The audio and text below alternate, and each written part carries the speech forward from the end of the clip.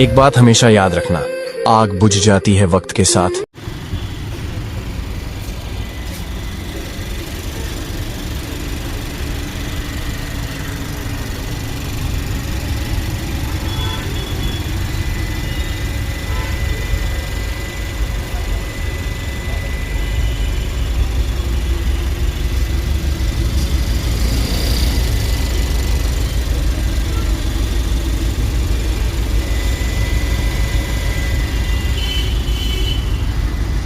लेकिन जलाने वालों की नीयत कभी ठंडी नहीं पड़ती।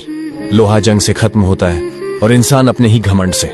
ज्यादा ऊंचा उड़ने का शौक मत रखो, क्योंकि जमीन सबको एक दिन अपनी औकात दिखा देती है। खामोशी कमजोरी नहीं होती, बस कुछ लोग शोर मचाने से बेहतर सब सह लेना सीख जाते हैं। अच्छा होना भी अब खतरा बन गया है, क्योंकि दुनिया भोलापन नहीं, मौका ढूंढती है।